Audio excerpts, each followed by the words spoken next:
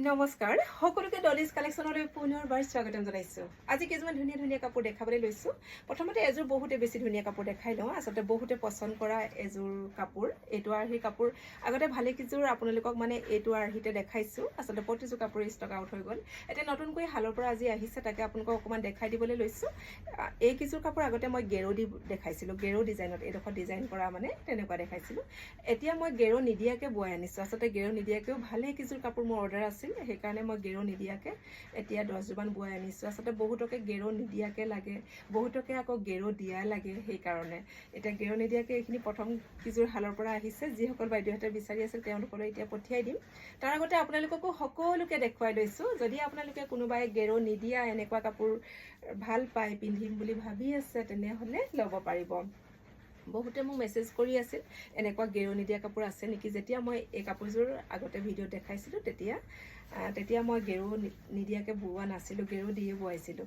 এতিয়া গেৰো নিদিয়াকৈ এই প্ৰথম কাপোৰখিনি মই বোৱাই আনিছোঁ, আপোনালোকক তাকে দেখাই দিবলৈ লৈছোঁ। কাপোৰযোৰ চাওক কেনেকুৱা ধুনীয়া হয়। এইযোৰ গেৰো নিদিয়া কাপোৰ হয়।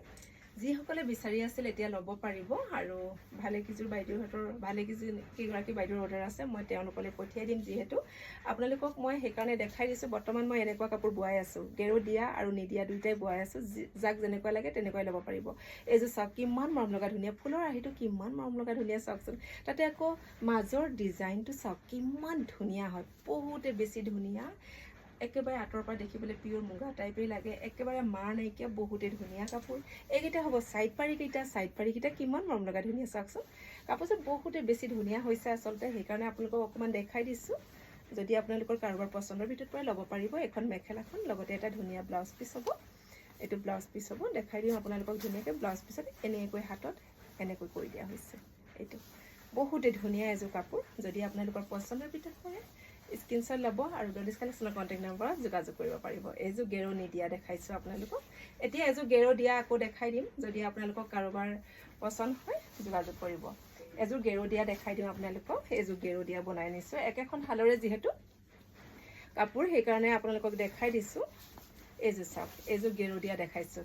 এইযোৰ চাওক কিমান মৰম লগা ধুনীয়া হয়। এইডোখৰতে ডিজাইনটো পৰিব, বহুতে ধুনীয়া এযোৰ কাপোৰ আপোনালোকক মই দেখাই দিছোঁ। একেবাৰে লাইট ৱেইটৰ কাপোৰ, মাৰ নাইকিয়া কাপোৰ, পিন্ধিবলৈ বিৰাটেই আৰাম হয়। কিমান ধুনীয়া কাপোৰযোৰ চাওকচোন, বহুতে ধুনীয়া। এইখন চাদৰখন হ'ব এনেকৈ পৰিব, এনেকৈ।